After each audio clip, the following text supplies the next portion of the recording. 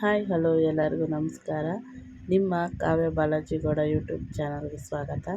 ಯಾರೆಲ್ಲ ನೋಡ್ತಾ ಇದ್ದೀರಾ ಸಬ್ಸ್ಕ್ರೈಬ್ ಮಾಡಿ ಕಾವ್ಯ ಬಾಲಾಜಿ ಗೌಡ ಯೂಟ್ಯೂಬ್ ಚಾನಲ್ನ. ಬನ್ನಿ ಇವತ್ತು ಏನು ಮಾಡಬೇಕು ಅಂತ ಇದ್ದೀನಿ ಅಂತಂದರೆ ಹೀರೆಕಾಯಿ ಬಜ್ಜಿ ಮಾಡೋಣ ಅಂತ ಇದ್ದೀನಿ. ಅದಕ್ಕೇನೇನು ಬೇಕು ಏನು ಅಂತ ತೋರಿಸ್ಕೊಡ್ತೀನಿ. ಹೀರೆಕಾಯಿ ಬಜ್ಜಿ ಸೂಪರಾಗಿರುತ್ತೆ, ಮನೇಲಿ ಮಾಡಿ. ಈಗ ಟೀ ಕಾಫಿಗೆಲ್ಲ ಚೆನ್ನಾಗಿರುತ್ತೆ. ಬನ್ನಿ ನೋಡಿ, ಮೇಲ್ಭಾಗ ನಾನು ಹೊರ್ಕೊತಾ ಇದ್ದೀನಿ. ಈಗ ಸಣ್ಣಕ್ಕೆ ಕಟ್ ಮಾಡ್ಕೊಬೇಕು. ಸಣ್ಣಕ್ಕೆ ಕಟ್ ಮಾಡ್ಕೊಂಡ್ಮೇಲೆ ಯಾರಿಗೆಲ್ಲ ಹೀರೆಕಾಯಿ ಬಜ್ಜಿ ತುಂಬಾ ಇಷ್ಟ ಮಾಡ್ಕೊಂಡು ತಿನ್ಬೋದು. ಸ್ಪೆಷಲಿ ಎಲ್ಲರ ಮನೇಲೂ ಮಾಡ್ತೀರ, ನಾನು ತೋರಿಸ್ಕೊಡ್ತಾ ಇದ್ದೀನಿ. ನೋಡಿ ಯಾವ ಥರ ಮಾಡೋದು ಏನು ಅಂತ ನೋಡಿ. ಸಣ್ಣಗೆ ಲೇಯರ್ ಕಟ್ ಮಾಡಿಕೊಂಡ್ರೆ ಚೆನ್ನಾಗಿ ಬೇಯುತ್ತೆ, ಇಲ್ಲಾಂದರೆ ಅದು ಇದಾಗಿಬಿಡುತ್ತೆ, ಕಳ್ಸ್ಕೊಂಡಂಗೆ ಆಗ್ಬಿಡುತ್ತೆ. ಅದಕ್ಕೋಸ್ಕರ ನೋಡಿ. ಈಗ ಕಡಲೆ ಹಸಿಟ್ಟು ತೊಗೊತಾ ಇದ್ದೀನಿ ನಾನು.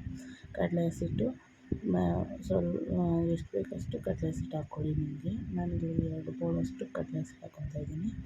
ಮತ್ತು 1 ಸ್ಪೂನಷ್ಟು ಮೆಣಸಿನ್ಕಾಯಿ ಪುಡಿ ಹಾಕ್ಕೊಳ್ಳಿ. ಸ್ವಲ್ಪ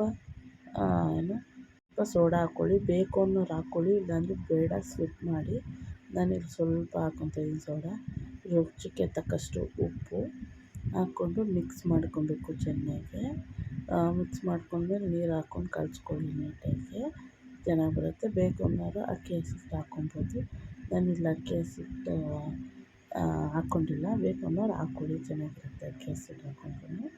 ಇನ್ನೂ ನಾನೀಗ ಆಲ್ರೆಡಿ ಬಾಣಲೆ ಇಟ್ಕೊಂಡಿದ್ದೀನಿ ಎಣ್ಣೆ ಕಾಯಲಿ ಅಂತ. ಇದನ್ನು ಕಲಿಸ್ಕೊತಾ ಇದ್ದೀನಿ.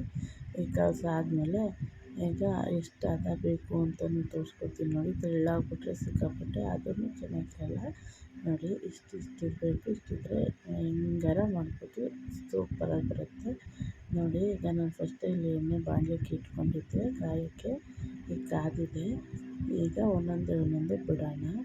ಕಾದಿದೆ ಅಲ್ವಾ, ಅದಕ್ಕೆ ಮಕ್ಕಳು ತುಂಬಾ ಇಷ್ಟಪಡ್ತಾರೆ. ಬಜ್ಜಿ ಇವೆಲ್ಲ ಮಾಡ್ಕೊಳ್ಬೋದು. ಆಲೂಗೆಡ್ಡೆದು ಮತ್ತು ಈ ಥರ ಮಾಡಿಕೊಟ್ರೆ ಸೂಪರಾಗಿರುತ್ತೆ. ಹೀರೆಕಾಯಿ ಬಜ್ಜಿ ಅಂದರೆ ತುಂಬಾ ಇಷ್ಟಪಡ್ತಾರೆ. ಮತ್ತು ಮೆತ್ತು ಸಾಫ್ಟಾಗಿರುತ್ತೆ ಅಲ್ವಾ, ಮಕ್ಕಳುಗಳಿಗೆ ತುಂಬಾ ಇಷ್ಟ ಆಗುತ್ತೆ, ಮತ್ತು ವಯಸ್ಸಾದವ್ರಿಗೂ ಇಷ್ಟ ಆಗುತ್ತೆ ನೋಡಿ. ಈಗ ಒಂದೊಂದೇ ಹಾಕ್ತಾಯಿದ್ದೀನಿ. ಯಾರೆಲ್ಲ ನೋಡ್ತಾ ಇದ್ದೀರಾ ಕಾವ್ಯ ಬಾಲಾಜಿ ಗೌಡ ಯೂಟ್ಯೂಬ್ ಚಾನಲ್ನ ಸಬ್ಸ್ಕ್ರೈಬ್ ಮಾಡಿ ನೋಟಿಫಿಕೇಷನ್ ಬರುತ್ತೆ ನೋಡಿ. ಈಗ ಆಗಿದೆ. ಈಗ ನಾನು ಸರ್ವ್ ಮಾಡ್ಕೊತೀನಿ. ಈಗ ಆಗಿದೆ ಎಲ್ಲ ನೀಟಾಗಿ. ಯಾರೆಲ್ಲ ನೋಡ್ತಾ ಇದ್ದೀರಿ ಸಬ್ಸ್ಕ್ರೈಬ್ ಮಾಡಿ ನೋಡಿ.